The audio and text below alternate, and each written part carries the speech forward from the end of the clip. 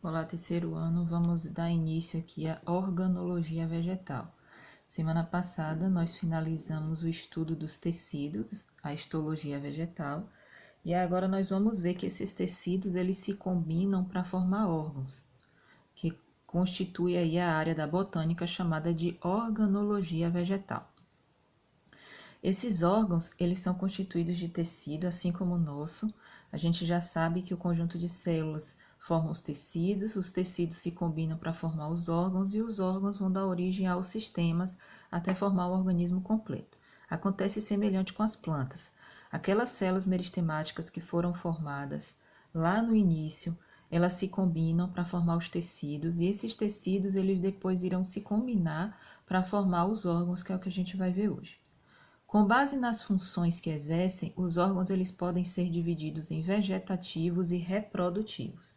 Os órgãos vegetativos são aqueles em que sua função é manter a vida da planta, fornecer nutrientes para que ela se desenvolva. Já os reprodutivos estão envolvidos aí no processo de reprodução para a perpetuação da espécie e germinação da semente. Os órgãos vegetativos é folha, que faz parte do processo de respiração da planta por conta da presença de estômatos. A gente vai ter uma aula só de folha, vai ter aula só de fruto, só de flor. Hoje nós vamos ver raiz e caule.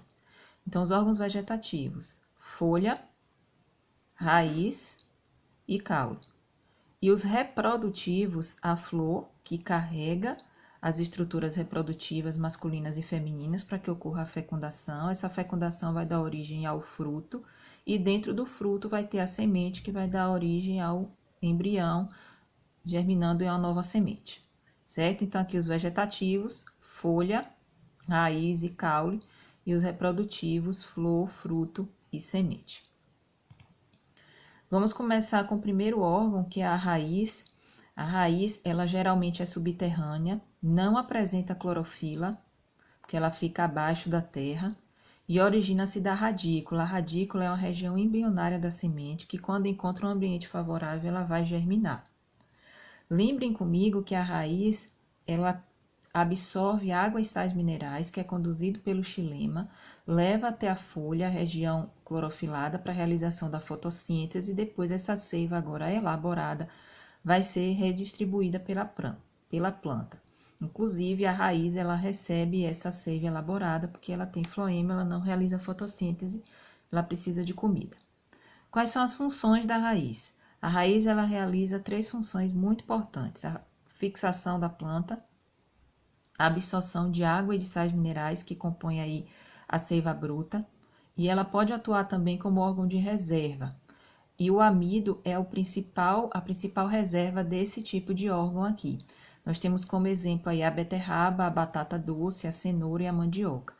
A gente vai ver que a batata doce é uma raiz, não confundam com a batata inglesa, que é aquela batata salgada que a gente faz purê. A batata inglesa é um caule. Mas como a gente vai ver caule hoje também, vocês vão ver lá na frente. Ela tem importante função evolutiva nas plantas vasculares.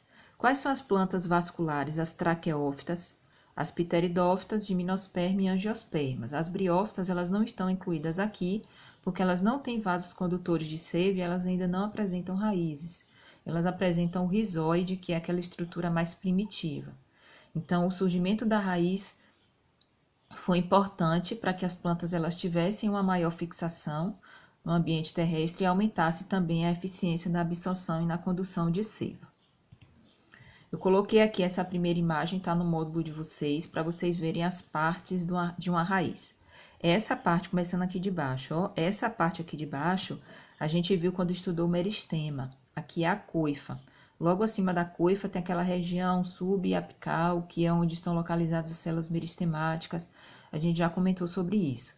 A coifa, que é também chamada de calíptra, por conta do caliptrogênio, que é o constituinte dessa estrutura aqui, ela tem uma função protetora, para impedir o atrito entre a raiz e a terra. Acima da coifa, vocês têm aí a zona lisa, que é uma zona de crescimento, é onde estão localizados os meristemas primários, responsáveis pelo crescimento em altura.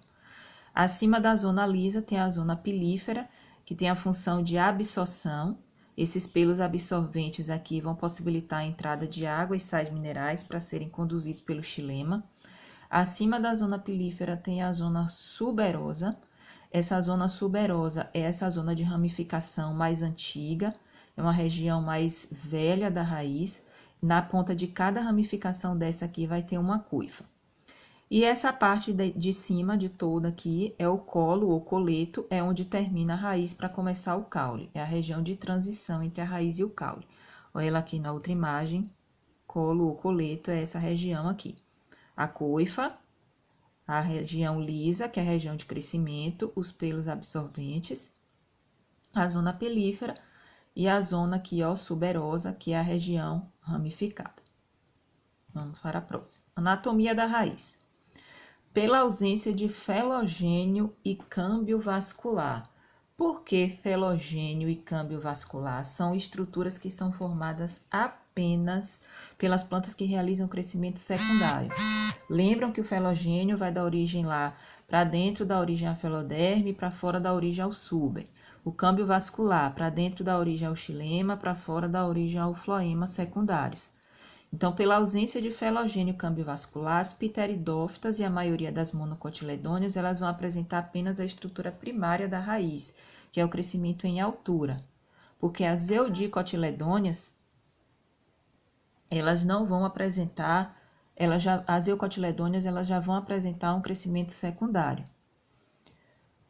Eucotiledôneas e gimnosperma, a estrutura primária é substituída pela estrutura secundária, que é aquele crescimento já em espessura.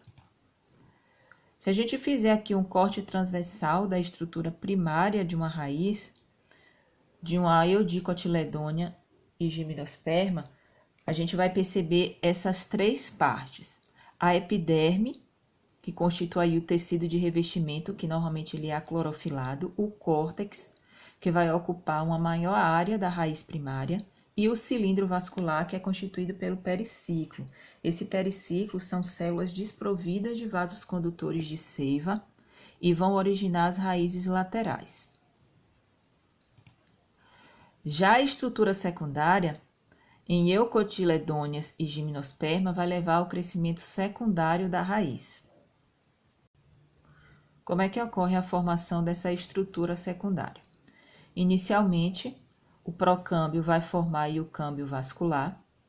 Em seguida, o periciclo, que são aquelas células avasculares, eles vão contribuir para a formação desse câmbio. E, por fim, o câmbio assume a posição circular, produzindo xilema secundário para a região mais interna e o floema secundário para a região mais interna. Isso daqui, essas etapas só vão acontecer nas plantas que têm o crescimento secundário. Nas plantas que não têm crescimento secundário, a gente só observa essas estruturas aqui, que é do primário.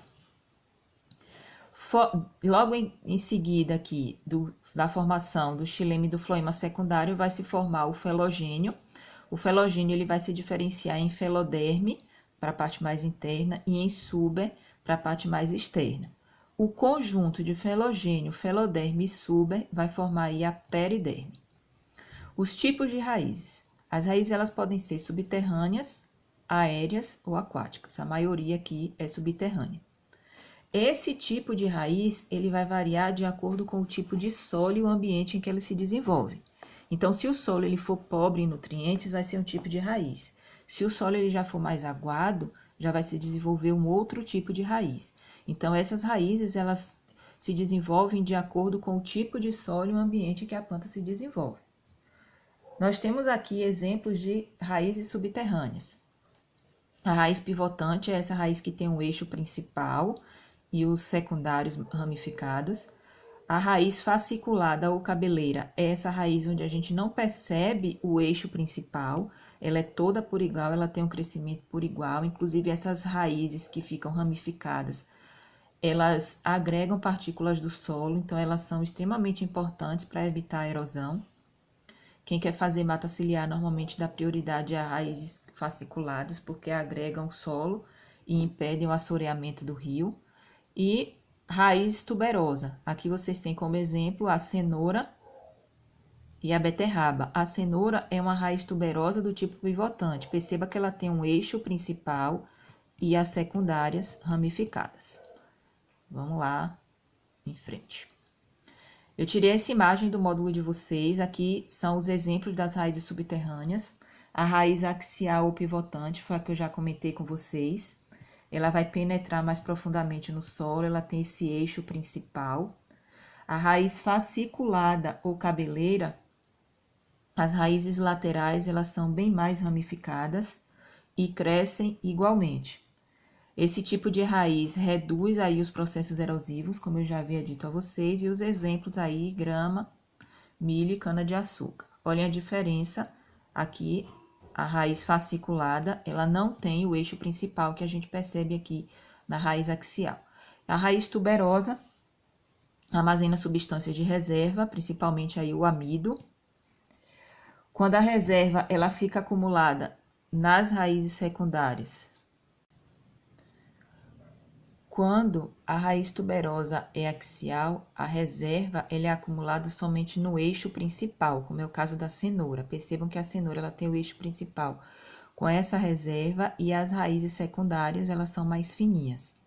Já quando a reserva ela também fica acumulada nas raízes secundárias, ela é uma raiz tuberosa fasciculada, do tipo cabeleira, que é o que acontece lá na batata doce e na mandioca.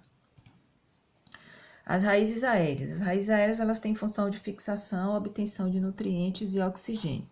Nós temos aqui exemplo de raiz aérea, raiz suporte, que é também chamada de escora. Elas partem diretamente do caule. Percebam que a gente não vai observar aqui a terminação da raiz e o início do caule, como aconteceu com os outros. Essas raízes elas são chamadas de adventícias porque elas vão partir diretamente do caule. A principal função é aumentar a estabilidade da planta, que é o que acontece aqui no caso do milho. As raízes tabulares, elas são achatadas e elas sustentam troncos muito altos e grossos. As plantas mais pesadas, elas vão ter esse tipo de raiz, chamada de raiz tabular. As raízes estranguladoras, elas vão se enrolar nos troncos das árvores, vai interromper o fluxo de seiva elaborada e o crescimento da planta, por isso que a planta vai acabar morrendo. Então, essas raízes estranguladoras, elas enrolam suas raízes em uma planta hospedeira, se utilizam dos seus nutrientes, interrompem o crescimento da planta e acaba matando ela. Aqui nós temos outros tipos de raízes aéreas. Aqui nós temos as raízes respiratórias, que tem esses pneumatóforos, que são essas pontinhas aqui para cima, que facilita aí a troca gasosa entre a planta e o ambiente. As raízes grampiformes, elas formam os grampos, não sei se vocês estão percebendo aqui na imagem, elas vão formar esses grampos que têm como finalidade a maior aderência ao substrato. É muito comum em plantas trepadeiras. As raízes sugadoras ou austórios, essas raízes elas vão atingir os vasos condutores da planta, que elas estão em contato. As raízes cintura, elas exercem aí uma relação ecológica chamada de epifitismo. São encontradas em plantas epífitas, é uma relação harmônica, onde a planta utiliza a outra só como moradia, mas ela não se utiliza dos nutrientes dessa planta aqui, que vai ser o hospedeiro dela. Então, essas plantas epífitas, como é o caso das orquídeas e das bromélias, elas vão apresentar o velame, que vai atuar como se fosse uma esponja, absorvendo a umidade e a água que escorre no tronco para que ela realize as suas funções vitais. Então, ela não prejudica o desenvolvimento da planta hospedeira. Já as raízes aquáticas aqui, elas vão ter um parênquima aerífero abundante para possibilitar a flutuação, e a coifa é bem desenvolvida, porque não vai sofrer aquele desgaste que a raiz subterrânea ela sofre. Beleza?